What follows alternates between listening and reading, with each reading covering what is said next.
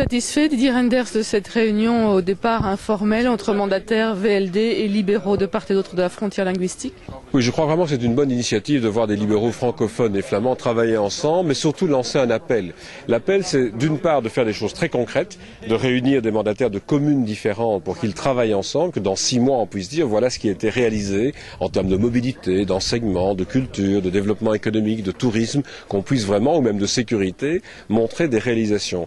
Mais aussi la volonté de faire cet appel vis-à-vis des autres formations politiques. S'il y a dans d'autres formations politiques des personnes qui veulent faire la même chose, travaillons ensemble, que toutes les communes puissent vraiment développer des projets communs. Et même au-delà, si on le fait ici, on l'a fait à Frandelay-en-Vin avec Jean-Luc Ruc, mais on travaille avec des communes du côté de l'Ardenne flamande également, on peut aussi peut-être le faire entre Liège et le Limbourg, entre les deux Brabants, Brabant flamand et Brabant wallon, en région bruxelloise également. Donc c'est quelque chose que l'on a envie de développer, pas simplement pour lancer des idées, mais vraiment pour changer les choses très concrètement au bénéfice finalement des citoyens, qu'ils soient flamands ou wallons. Quels sont selon vous les critères qui garantiront la réussite du projet? La réussite, elle viendra de l'engagement réel des mandataires locaux. Si concrètement, dans les différentes communes, il y a une véritable volonté de conclure des projets en commun, on y arrivera.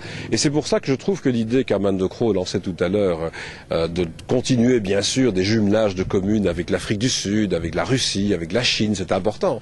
Mais si on va en Chine, si on va en Afrique du Sud, si on va en Amérique du Sud, pourquoi pas aller parfois à quelques kilomètres de l'autre côté de la frontière linguistique et réaliser des jumelages de proximité. Alors si on peut faire cela, un jumelage de proximité, ça va se traduire par des échanges d'étudiants, des échanges d'enseignants, des pistes cyclables, et pas seulement des autoroutes, mais des projets de mobilité très concrets, des projets dans tous les domaines, y compris d'activité commerciale, qui vont changer un peu la vie des citoyens. Et ça, c'est l'objectif que l'on poursuit. Parce que finalement, si on fait tout cela, c'est pas pour que des mandataires libéraux se réunissent, c'est pour que la vie des citoyens change, pour convaincre tous les mandataires, quels que soient les partis, que l'on doit travailler ensemble. C'est parfois très difficile à l'échelon fédéral ou à l'échelon régional, mais entre communes, aussi proches l'une de l'autre, ça doit être possible.